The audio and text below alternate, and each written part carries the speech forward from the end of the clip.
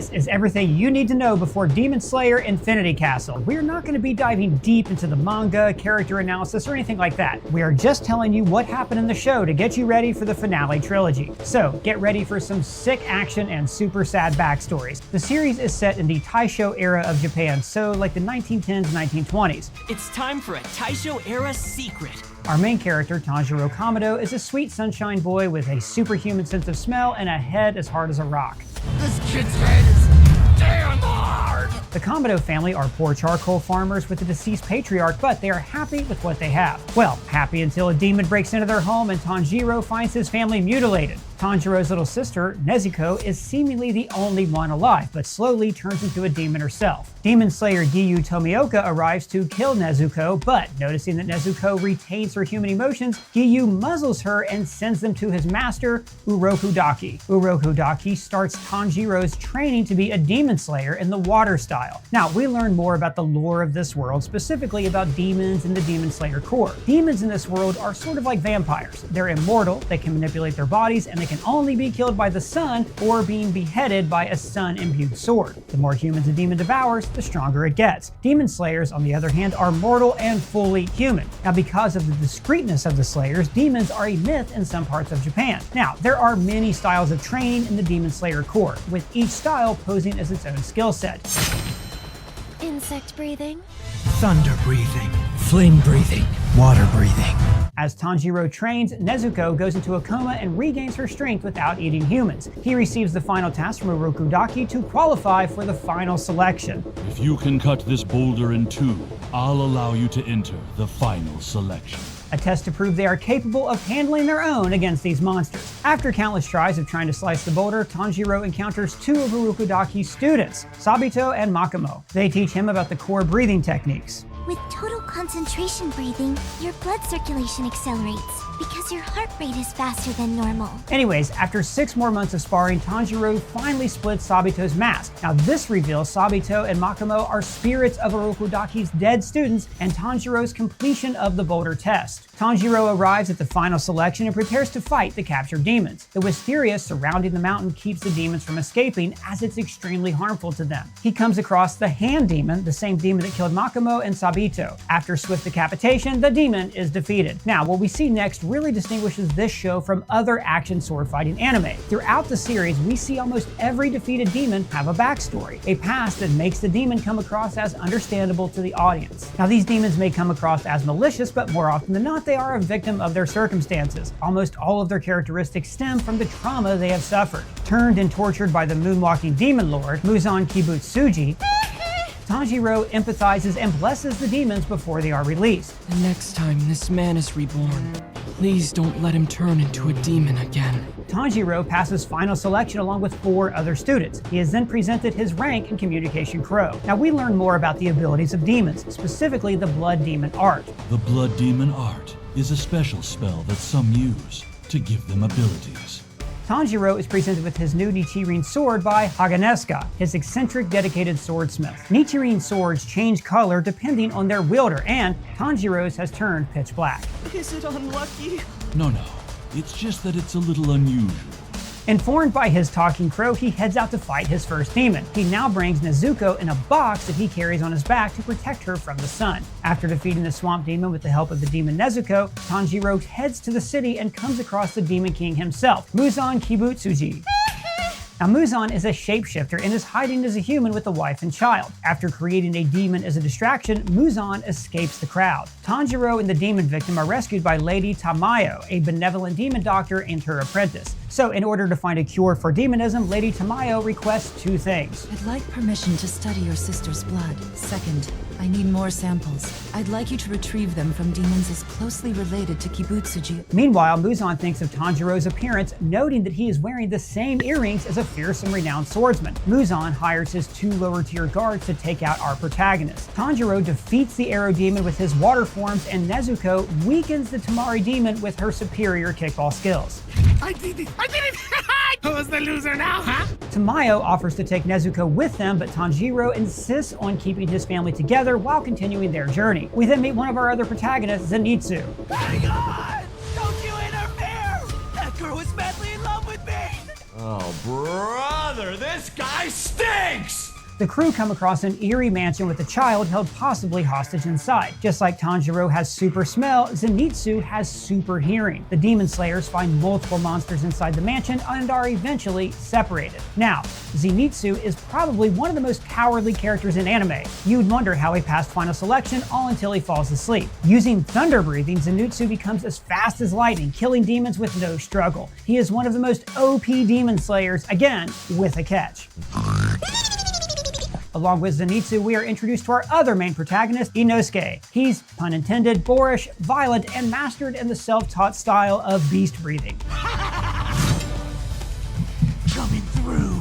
Yeah, he's great. Meanwhile, Tanjiro fights the demon owner of the mansion. He learns about the system of Kizuki, or demon moons. Now, these moons are the most powerful and closest demons to Muzan, ranked from numbers 1 to 12. The first 6 are labeled as the upper moons, and the bottom 6 are the lower moons, respectively. Tanjiro defeats the drum demon, who ends up being a former lower moon. After sending Tamayo some of its blood, he finds Zenitsu protecting Nezuko's box from Inosuke, signifying his loyalty. Now, because of his boorish attitude, Inosuke challenges Tanjiro to a fight, showcasing his flexibility, illiteracy, and surprisingly beautiful face.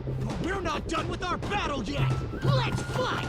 The demon slayers part ways with the rescued children and go to a safe house. Nezuko is introduced to Inosuke and Zenitsu, and then alerted about the next mission. On their way to the mission, Inosuke learns about human manners, and Zenitsu develops a crush on Nezuko. The crew, now separated, come across a family of spider demons. They're led by Rui, the lower 5, moonlighting as the youngest spider son. The 5 of us are going to live in happiness as a family. In order to send Tanjiro to the source of the fight, Inosuke initiates a form of beast breathing, revealing his superhuman ability of touch. Tanjiro encounters the demon posing as the mother. Now, understanding her plight and trauma, he takes her out peacefully. Meanwhile, Zenitsu comes across an acid-spitting spider. He reminisces about his stubborn mentor/grandpa and passes out. Now this, of course, strengthens lightning aficionado Zenitsu, who saves the day. Now, Kagaya Ubayashiki, the head of the Demon Slayer Corps, sends Hashira to aid in the fight against the spider demons. Hashira are the highest rank of Demon Slayer and masters of their craft. Ubayashiki sends Shinobu Kocha and Giyu Tomioka. Shinobu, being a pharmaceutical expert, stops the poison spreading through Zenitsu, while Giyu rescues Inosuke. Tanjiro teaches Rui that family is built on love and respect, not forged in fear. Using fear to keep someone shackled to you isn't the bond of a family! Now, at this most dire moment, he recalls a breathing technique taught by his father. This ceremonial dance and pair of earrings, I wish for them to be passed down to you. Nezuko is visited by the spirit of her mother and awakens her blood demon art. Now, with their Kagura and demon art together, they gain the upper hand. But Rui is ultimately defeated by Giyu, showing us just how advanced Hashira is in power and rank. Giyu chastises Tanjiro for having sympathy for Rui, but he insists that although he has vowed to slay demons, When it comes to those who felt despair and regret from the actions they took as a demon, I will never disrespect them. everyone is sent to Demon Slayer headquarters after hearing the message. Tanjiro and Nezuko are to be taken into custody and brought back to headquarters! At headquarters, we meet the rest of the main cast, the Hashira, the strongest demon slayers in the Corps. Kyojiro Rengoku, the Flame Hashira. Tasty. Tengen Uzui, the Sound Hashira. How flashy. Mitsuri Kanroji, the Love Hashira. I love that side of you. Gyomei Hamejima, the Stone Hashira. Muichiro Tokito, the Mist Hashira. I'll forget anyway, so I'm fine either way. Igaru Obanai, the Serpent Hashira. Leave my sight. Sanemi Shinizugawa, the Wind Hashira. Come on now, demon! Shinobu Kocho, the Insect Hashira. But creating a poison that's lethal to them, that's quite impressive, don't you think? And of course, Giyu Tomioka, the Water Hashira. Is that so? The Hashira debate whether to kill Nezuko and hold Tanjiro for trial. The sickly master Ubayashiki sanctions the Kamado situation, but because of their hatred of demons, the Hashira refuse. Arukudaki vouches for the Kamado siblings. In the event that Nezuko does assault another human being, myself Tanjiro Kamado and Giyu Tomioka will atone by committing seppuku. The Kamados are reunited with Zenitsu and Inosuke at the hospital wing, located in the Butterfly Mansion. During their rehabilitation, Shinobu confides in Tanjiro about her sister's dying wish, She had sympathy for demons. I couldn't bring myself to feel that way. and asks him to retain his good heart. Shinobu encourages Kanao to train with our heroes, leading to her backstory. An orphan who protected herself by disassociating, she was adopted by the Kocho siblings. Only acting on orders, Kane tells her, Flip this coin to help you make a choice. Back at the training center, Tanjiro inquires about Hinokami Kagura to no avail. Flame breathing must never be referred to as fire breathing. Our trio are requested to aid the flame Hashira, Rengoku, on a mission. Before heading out, Tanjiro teaches Kanao to follow her heart and believe in herself without relying on the coin. After Rui's death, Muzan kills most of the lower half of the Kizuki, stating that they're all disappointments. Muzan tasks the remaining lower one, Enmu, to kill the Hashira and Tanjiro. How truly fortunate am I. If I kill a Hashira and this kid, I can get even more blood. Now, prior to the movie, we have a quick episode circling our main Hashira for this arc, Rengoku. The flame Hashira is tracking down a demon haunting the Mugen Train. He proves to be an honorable, steadfast, and jovial swordsman, following in his father's footsteps to protect Japan from demons. After an all-nighter of fighting, he's rewarded with many boxes of bento. This leads us right to where we left off in Season 1. Oh no, the train's leaving! Are the police still around? We have to go either way. Remember, Demon Slayer takes place in the 1910s. Advanced transportation like the Mugen Train was still in its early days, and really rare for people living away from major cities. It's a train. You've never seen one? Butt down, or you'll wake it. The trio finds Rengoku cherishing his bento with his signature phrase. Tasty. After introducing themselves, Rengoku admits to Tanjiro he's never heard of Hinokami Kagura or fire breathing. He breaks down the core breathing styles. Flame, water, wind, stone, and thunder. Any other breathing styles we see are offshoots of those 5. As the conductor punches tickets, we get a glimpse at just how powerful the flame Hashira is. With the elimination of 3 demons and no casualties, it's easy for the trio to fan over Rengoku and accept his offer of apprenticeship. But this turns out to be a ruse created by Enmu. His power is to create dreams and put his prey to sleep. By punching the ticket ink, Tanjiro, Inosuke, Zenitsu, and Rengoku are sent into deep slumber. Enmu hires 4 sickly children to go into the subconscious of each of the demon slayers and take them out. You all want peaceful dreams as well, don't you? We then see the individual dreams of our team. And with all the white clover in bloom, I can make you a ring of flowers. Let's go! Tanjiro imagines what regular life would have been if his family hadn't perished and Nezuko was still human. It's revealed that Rengoku has taken up the Flame Hashira title after his father, who has become disillusioned with his family and the Demon Slayer Corps. Not giving up hope, Rengoku tells his little brother Sanjuro to chase after his passions. Now during this time, the sickly kids rip into the Slayer's subconscious and try to destroy their core. I thought that humans weren't able to move while they were under a spell like this. Tanjiro soon realizes that he is locked in a dream. With the help of Nezuko and his father, he escapes. Now awake, Tanjiro empathizes with the kids' situations and gently knocks them out. On top of the train, Enmu informs the audience of the practice of challenging an upper-rank moon and usurping their place in the hierarchy. As they fight, Enmu constantly tries to put him to sleep with his dreams and nightmares. He quickly learns of Tanjiro's willpower. Don't put words in the mouths of my family! They would never say that! After seemingly defeating the demon, Enmu reveals that he has merged with the Mugen Train and is now even harder to kill. What do you know? I was right all along. The boys figure out that to kill Enmu, they need to cut off the front of the train, similar to decapitating a demon. Enmu uses his many eyes to lull Tanjiro to sleep. He almost ends up slicing his own hand in real time, only to be saved by Inosuke. It's having a hard time telling which way Inosuke is looking. Tanjiro eventually musters Hinokami Kagura and beheads Enmu for good. Rengoku teaches Tanjiro to regulate his breathing and close his wound. Once his bleeding stops, we learn about the most important rule of Demon Slayer. If you think you've won, you probably didn't. Here we go again. Rengoku turns to see Akaza, Muzan's upper 3 moon. Turning down Akaza's offer to become an immortal demon, he preaches about the preciousness of human life. Despite a broken body, Rengoku's fighting spirit rages on into one of the most colorful battles of all time. At his lowest moment, he has a flashback of his mother. It is the duty of those born strong to help those who may be less fortunate. Remembering her words of love, Rengoku holds off Akaza. Akaza escapes by the skin of his teeth to hide from the rising sun. The trio huddles around the dying flame Hashira. After requesting to send messages to his family and champion Nezuko's fight, he leaves these iconic words of wisdom. If you are feeling disheartened, that you are somehow not enough, set your heart ablaze. Before passing away. And that ends the Mugen Train arc. On to Season 2, the Entertainment District arc. Now we start off Season 2 where we left off at the Mugen Train. The Demon Slayer Corps and the Rengoku family are notified by the passing of the Flame Hashira. Muzan is now hiding as an adopted young boy of a rich couple.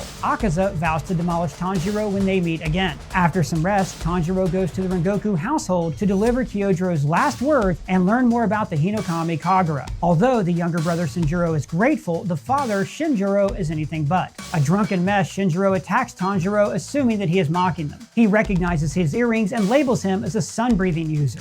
Not only is it the first one ever to be created, it's the most powerful one as well. After knocking out Shinjiro with a hard headbutt, Tanjiro and Shinjiro find the Flame Hashira Chronicles shredded. 4 months later, the boys are sent to various missions after rehabilitation training. Coming back from an outing, Tanjiro finds the girls in the Butterfly Mansion being taken by the Sound Hashira, Tengen and Uzui. Ever so cocky, Tengen informs them that he needs female core members for a big upcoming mission. Noticing Aoi's discomfort, our trio agrees to go in place of the girls and thus officially start the next arc. So where we going, old man?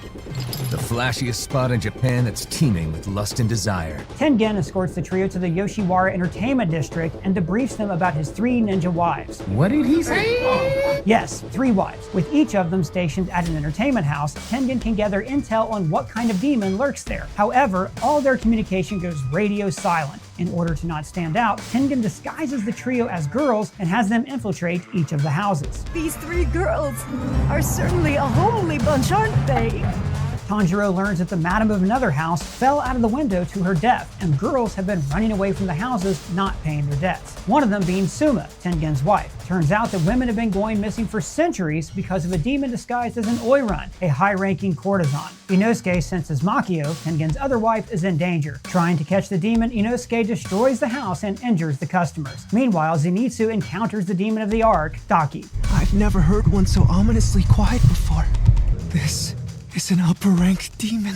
After knocking him unconscious, Daki recognizes him as a demon slayer and captures him with her belt. At the rendezvous, Tengen tells the boys that he'll complete the mission alone. Tanjiro learns that they've jumped in core ranks thanks to some science magic shit in his hands. Tanjiro comes face to face with Daki. At the same time, Tengen sends off his 3rd wife, Hinatsuru, weak from self-administered poison. Now, here is where we meet the best characters in all of Demon Slayer, the zenith of all beings, the Muscle Mice. Muscle! Tengen's mousy little ninja helpers he happens to have with him. They go into tight spaces where we can't fit. Muscle! And help vanquish demons behind the scenes. Now, with the help of the Muscle Mice, Inosuke finds the underground locker of Daki's victims. He inadvertently frees Makio, Suma, and Zenitsu. The belt is defeated when Tengen arrives and deals the final blow. From here on out, things are gonna get real flashy. Meanwhile, Tanjiro attempts to battle Daki. Thinking Hinokami Kagura suits him better than water breathing, he holds his own in the fight despite chipping his sword. That is, until the chopped belts from the locker fuse with Daki's body, revealing her full form. My true ultimate form! Reveling in her power, Daki destroys the district, causing many casualties. Enraged by the destruction, Tanjiro brutally goes after Daki. Now, during this fight, we see a flashback of Shinjiro, Rengoku's dad. Apologizing for his past behavior, he notes that the chosen Sunbreathers have the same red marks that Tanjiro has on his forehead, the same mark that has been growing since Season 1. Dismissing the thought, he berates Daki for her apathy of human life. His words jog Muzan's memories within her. It must be the cells. They're Lord Muzan's memories. Warned by the spirit of his younger sister, Tanjiro regains his breath before pushing too far. While he's down, Nezuko protects him from the attack. Knowing Muzan's pursuit of Nezuko, Daki dismembers her, hoping that she doesn't regenerate. But as we know, Nezuko's been sipping that Honkshu juice and not only regenerates, but evolves into a higher demon form. Nezuko clobbers Daki and starts to lose her human heart. She uses her blood art, a fire that can cause harm to demons. Guided by his brother spirit, Tanjiro holds back his sister before she can eat any humans. He reminds Nezuko of her humanity with a lullaby their mother used to sing, reverting her back into her little demon form. Before Daki can attack the siblings, Tengen decapitates her, thus eliminating an upper moon. Daki screams and cries about the unfairness of the fight and invokes the powerful words. Yes, inside Daki lives her older demon brother Gyutaro, both of whom make an Upper Moon 6. Tengen and Gyutaro become foils for each other. One is a demon whose grotesqueness lends to a sense of entitlement, and the other is a handsome master demon slayer who is inspired by those more capable than himself. Tengen explains how the ninja clan he was a part of didn't die out long ago like everybody thought. His father had him fight his siblings until there were 2 left. To escape that life, Tengen found the master and demon slayer core. Remembering his basic training, Tanjiro combines his water breathing and Hinokami Kagura Kagura to save Hinatsuru. The trio team up and take on Daki, while Tengen focuses on Gyutaro. The fight takes a turn when Inosuke becomes mortally wounded. Tanjiro checks on Tengen only to find him unconscious with his hand dismembered. Distracting Gyutaro with a headbutt, Tanjiro stabs the demon with a discarded kunai. As he raises his sword, he reflects on how easily his life could have been like the demon siblings if he returned too. At the last minute, Tengen awakens and fends off Gyutaro with his musical score technique. I can read it now! That filthy musical score of yours! In this Feast of the Eyes, Tanjiro's mark expands, spreading across his face. Inosuke is revived and joins the fight with Zenitsu. Poison is harmless and Shifting the position of my internal organs is nothing but child's play for me! the demon siblings are finally defeated. Tanjiro collects the blood of the Upper Moon to send to Lady Tamayo. He goes over to resolve the disintegrating demon's argument. You should have never been born in the first place! That's not true. I know you don't really feel like that. So we get a glimpse of Gyutaro and Daki's backstory. A poor, ugly boy born in the entertainment district, Gyutaro had to fend for himself until his sister was born. Then named Ume, she was raised to be a courtesan because of her beauty. After stabbing a samurai in the eye during a visit, she was burned alive by the village folk. Gyutaro rebukes the gods until he and his sister get an offer to become demons. Given blood by the former Upper Moon 6, Doma, Gyutaro and Daki vow to take revenge on the district that made their lives miserable. Daki chooses to stay by her brother in the afterlife despite his want for a better fate for her. They finish their tale by walking together into the flames. Tengen chooses to retire from the Corps and live peacefully with his wives. Ubayashiki is thrilled by the defeat of an Upper Moon and reveals his family ties to Muzan.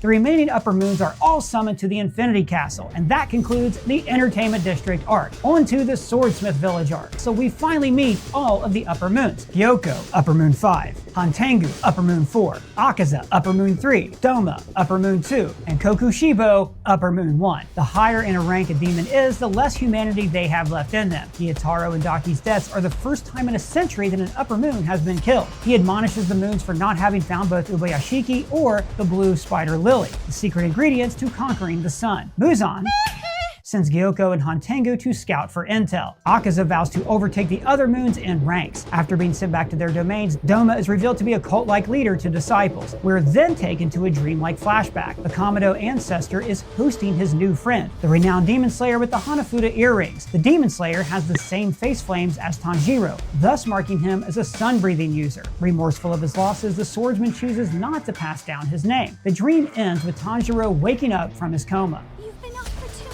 Zenitsu and Inosuke recover and are now sent off on their own missions. Hoping to have his sword replaced after being chipped, Tanjiro receives harsh letters from Haganesuka refusing to deliver another one. He journeys to the Swordsmith Village to request a new Nichiren sword in person. In the Swordsmith Village, Tanjiro runs into Mitsuri, the love Hashira. Somebody ignored me up there just now! He also finds Genya, one of the fellow demon slayers we see who passed final selection. Genya is the brother of Sanemi, the Wind Hashira. Exploring the village forest, Tanjiro stumbles upon Kotetsu, a child swordsmith, and Muichiro, an amnesiac mist Hashira. Kotetsu is protecting a life-size mechanical doll, one that looks like the renowned swordsman from his dream. The Yoriichi Type 0!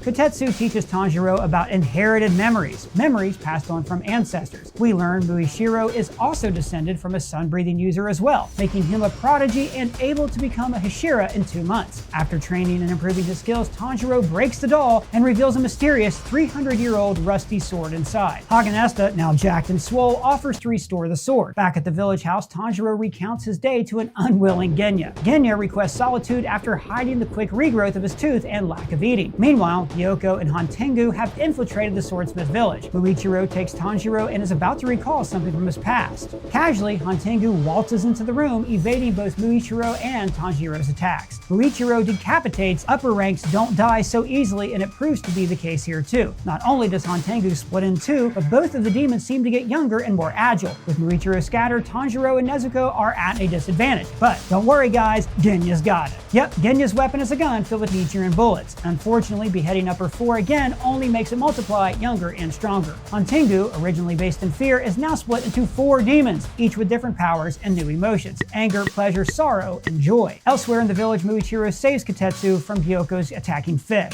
Muichiro, Kotetsu, and Kanamori cross paths with Upper Moon 5, Gyoko. Now Gyoko, who sent a legion of fish monsters to attack the Swordsmith Village, but Mitsuri comes to the rescue. Shooing the others to safety, Muichiro takes poison darts to the face. He then starts to remember parts of his past before being encased in a water bubble. The Kamado siblings try to escape from the upper 4 moons. Nezuko cuts her hands to imbue her demon blood art into Tanjiro's black sword. Exploding blood sword!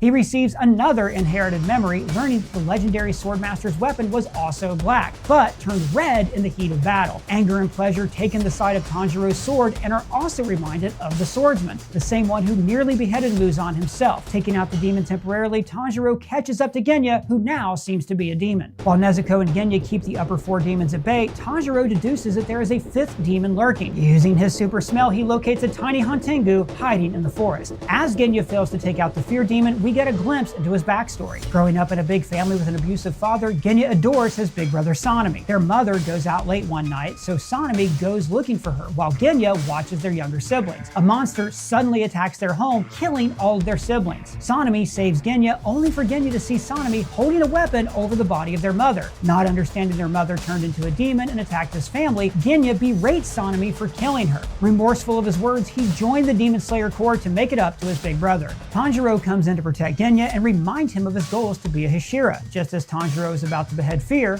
Round 1, fight!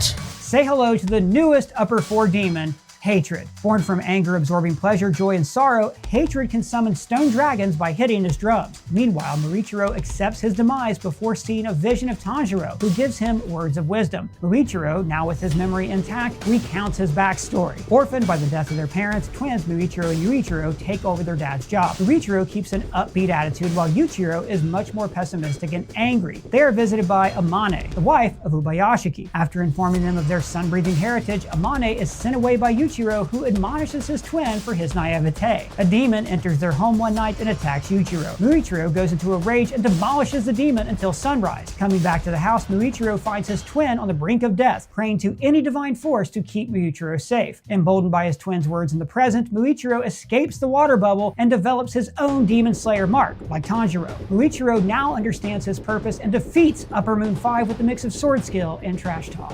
What made you think that you were the only one not taking this fight seriously? In the meantime, the Stone Dragons take over Tanjiro, Genya, and Nezuko. All seems lost until Mitsuri comes and slices them into bits. We later see Mitsuri in her past. Due to her peculiar hair color, great strength, and abundant eating capacity, she experiences trouble finding a husband. She initially tries to adopt a different persona, but ultimately decides to be true to herself. Remembering the Master's encouraging words and Obanai's gifts, she's able to fend off hatred while the kids go after Fear. Genya starts eating away at the dragons to slow them down. Eating demons allows him to obtain demonic traits temporarily, revealing his superhuman ability of taste. Tanjiro runs to keep up and remembers Zenitsu's words. When it comes to thunder breathing, you have to focus on your legs more than anything else. Putting his advice to use, Tanjiro utilizes thunder breathing and catches up to Fear. Once again, not giving our heroes a stinking sliver of good luck, Fear grows and evolves into the larger Resentment. Tanjiro slices off Resentment's head. However, the sun begins to rise and Nezuko is about to burn. He tries to help Nezuko get the shade, but instead she warns him that, surprise surprise, the demon isn't dead. Nezuko pushes her brother to kill the Upper Moon and sacrifices herself. Not taking her sacrifice for granted, Tanjiro slices through the heart of Resentment and eliminates Fear. A miracle occurs as Nezuko walks toward her brother unharmed by the sunlight and speaks for the first time in 3 years. Good morning. Muzan shows glee at Nezuko, able to withstand the sun, and gives up his pursuit of the blue spider lily. We are then finally given Muzan's backstory. It actually started 1,000 years ago during the Heian era. Muzan had a disease destined to kill him before his 20th birthday. After drinking a blue spider lily concoction from a quack doctor, Muzan developed immortality and increased strength. On the flip side though, it prevented him from stepping in sunlight and made him crave human flesh. He in turn became the world's first demon. Humiliated by having to fear the sun, he started his search for the blue spider lily. Apparently, the only known source for it was from the quack doctor that he killed. Now that Nezuko has conquered the sun, Muzan is eager to get her in his grasp. But all hope isn't lost. Lady Tamaya reports that the man that turned her into a demon in Season 1 has regained his sense of self thanks to the research from Nezuko's blood. And that concludes the Swordsmith Village arc. On to the penultimate arc, Hashira Training. We start off with Sanemi, the Wind Hashira, and Obanai, the Serpent Hashira, exploring an abandoned castle with other demon slayers. While saving a woman from a horde of demons, the Hashira fall into the foyer of an elusive infinity castle. Before they register where they are, the portal closes and the demons get away. An emergency Hashira meeting is hosted by Amane, Ubayashiki's wife, due to the master's fast-spreading illness. Amane asks Mitsuri and Muichiro to explain their experiences obtaining the Demon Slayer marks. What they all shared in common was the mark each of them bore, a mark similar to demonic patterns. Citing Tanjiro as the first person to receive the mark, Muichiro shares the requirement to get one, staying alive despite fatal conditions. Amane tells the Hashira to train the lower-ranked Slayers and work on everyone receiving the mark, and everyone is on board except Giyu. Zenitsu returns from a mission only to be surprised with the now-talking and day-walking Nezuko, while Inosuke teaches her to say his name. Haganesuka restores Tanjiro's 300-year-old sword with Rengoku's sword guard attached. The Hashira are on high alert since Nezuko's turn because demons have been dwindling in activity. Each Hashira, both active and retired, assigned their courses for training. In the city, Lady Tamayo is visited by Ubayashiki's Crow, who tells Tamayo about Shinobu's aptitude in pharmaceuticals and demon physiology and proposes a collaboration in researching Nezuko's blood. Because of his immobility, Ubayashiki requests Tanjiro to go and persuade Giyu to join the training. Giyu tells Tanjiro that he's disappointed in him for not mastering water breathing, hoping that he would be the next water Hashira. Still missing a water Hashira? But you're the water Hashira. I'm not. Tanjiro is persistent and doesn't leave Giyu's side for days, much to his annoyance. Giyu relents and admits that he never passed final selection. He was in the same training class as Sabato. Y'all remember him from way back in Season 1? Apparently, Sabato killed every demon on the mountain that day, whereas Giyu killed none, and he was saved by his friend. Everyone survived except Sabato, who was killed by the hand demon. Giyu regrets that day and doesn't consider himself a real Hashira, knowing Sabato would have been a better fit. As a tribute, Giyu wears half of his Haori. With Tanjiro's urging, Giyu is reminded of his friend's words. Don't you dare ever say that you should have died again! Giyu promises to remember and carry on their hope toward the future. Giyu accepts Tanjiro's eating contest and agrees to join the training program. At the Butterfly Mansion, Shinobu is praying to her dead sister and trying to hide her discomfort at working with the demon. She tells Kanao that she won't be participating in the training program but will instruct her on how to kill the same demon that killed her sister. Tanjiro officially joins the Hashira's training program. He sweeps through Tengen's stamina course. During a night patrol, we see a little demon eye scurrying through the alley. Tanjiro finishes up stamina training and moves on to Muichiro's rapid movement course. He bonds with the other students but sticks up for Muichiro and his intense teaching. We then see a horde of demon eyes gathering around town, all controlled by Muzan's henchwoman. Tanjiro moves on to Mitsuri's training. Meanwhile, Nezuko goes into hiding under the care of Urokodaki. Tanjiro is stretched beyond his limits at flexibility training but passes quickly to Obanai's course. Obanai, however, is not a fan. Tanjiro's so cute! Whenever he eats or drinks something sweet, he looks like he died and went to heaven! Kamado! He's extra hard on Tanjiro, honing his skill for striking in tight spaces. Passing his class, he then heads to Sanemi's striking training. Even harsher than Obanai, Sanemi obliterates the trainees. Tanjiro overhears Genya trying to talk to Sanemi. Genya continues to apologize for his past words and tells his brother his ability to eat demons, one that his brother doesn't take too well to. You've eaten demons?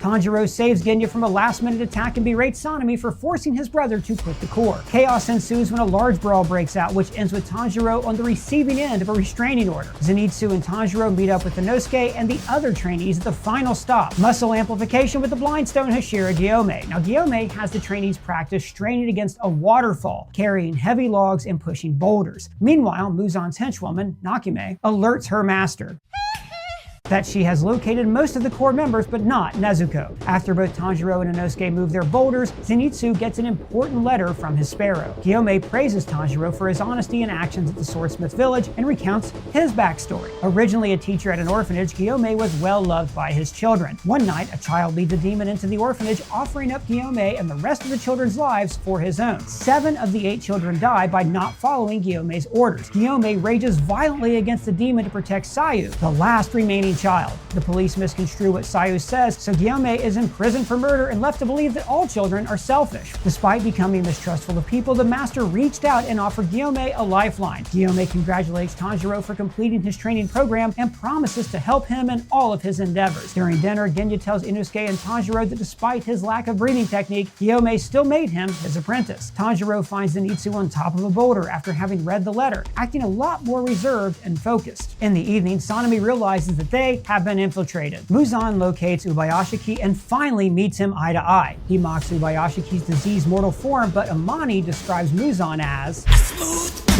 Ubayashiki has been waiting for Muzan's arrival and tells him of their family's curse. A demon has recently emerged from your family's bloodline. Commit yourselves from here on out to eliminating that manifestation. Still unable to live past 30, the family remains dedicated to eradicating the King of Demons from their line. Ubayashiki chastises Muzan's selfish view of eternity, showing him the proper view of eternity, the human will. He correctly deduces that if Muzan dies, all remaining demons will fade as well. A crow then urges all Hashira to the Ubayashiki home. Assuring Muzan that the Demon Slayer Corps will still continue after his death, Ubayashiki blows up his home and family in a premeditated explosion. Before he can regenerate, he is trapped by a blood demon art set up by Lady Tamayo. Tamayo tries to turn Muzan back into a human by shoving her medicated fist through his body. Muzan scorns Tamayo, reminding her that it was she who killed her own family when she turned into a demon, and not him. To atone for her sins, Tamayo dedicates her life to taking Muzan down and sends in Gyome for the attack. Before his death, Ubayashiki makes Gyome promise to not tell the Hashira about the plan to sacrifice himself. Gyome respects his wishes and leads the charge against Muzan, who cannot be beheaded. Every Hashira and Tanjiro rush in to pin him down, but guess what? What's our favorite rule? Yep, just as they think they got Muzan right where they want him. All their espionage has been leading to this, every single Demon Slayer being sent into the Infinity Castle. The Hashira Training Arc ends with Tanjiro through the abyss, swearing to Muzan that he will defeat him once and for all. And with that, we are finally ready for the final arc, Demon Slayer, the Infinity Castle. Well guys, that's everything you need to know before Demon Slayer, the Infinity Castle.